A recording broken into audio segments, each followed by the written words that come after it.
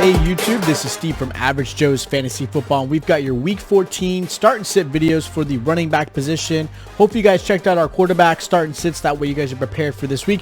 Again, this is the last week, or at least it should be, last week for the regular season, and obviously playoffs will be starting next week. So this is a very crucial week for probably most of you going into this, hopefully get into a good playoff spot or making the playoffs in general, right?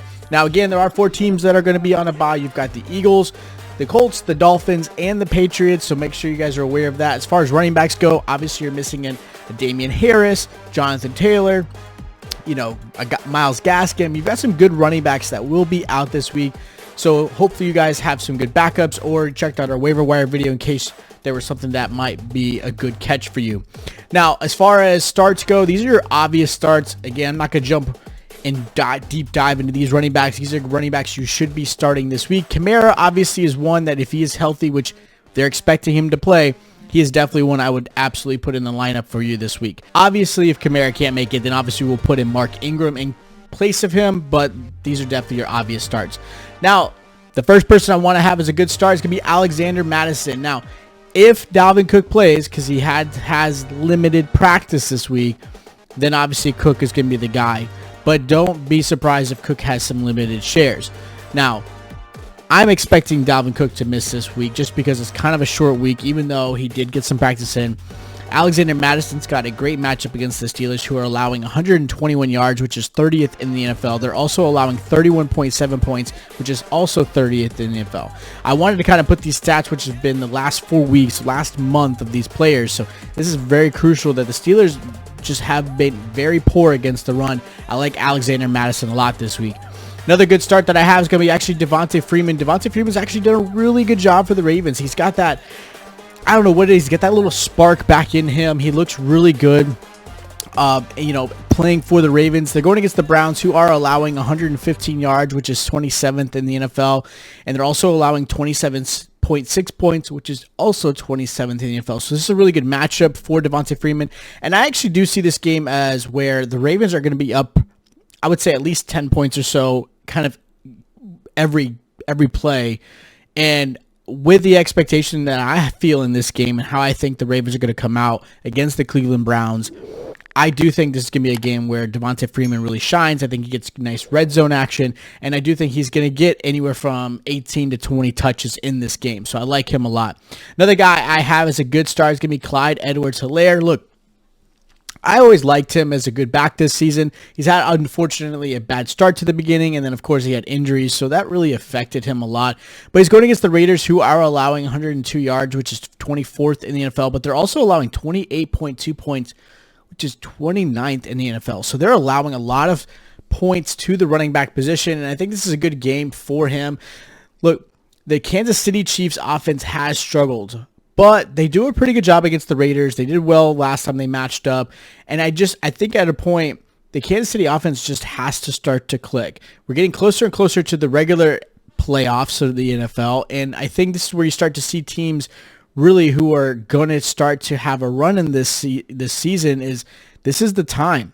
We're week 14 right now, and this is a big matchup for obviously Kansas City, and I think this is a game where I do expect Clyde to actually have a really good game. Obviously, you'll see some sprinkling in of Darrell Williams, but I don't expect him to obviously take away a lot where you don't feel comfortable with him. He's definitely a good RB2, maybe a low RB1 in this one. Now, as far as some good sits, I have some big names that are going to probably shock you, and I'll explain why. But the first guy I have is Ezekiel Elliott. Look, I think this is going to be a Dak Prescott game when it comes to the Washington football team. This is why I have Zeke as a good sit. Washington's only allowing, in the past 4 games, 46 yards to the running back position, which is first in the NFL. They are allowing some points, 20.3 points, which is 10th in the NFL. So they are allowing maybe a red zone touchdown or maybe some, receiving running backs. But I think with the knee injury still affecting him, even though he's getting a little bit better, Tony Pollard is definitely a better change of pace.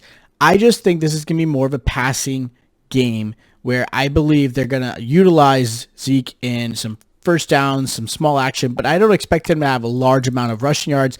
He might save you if you do have to start him. He might save you in the red zone, might get a touchdown, which might get you into double digits, but I don't feel comfortable with him. He's definitely a low RB2, maybe a flex option.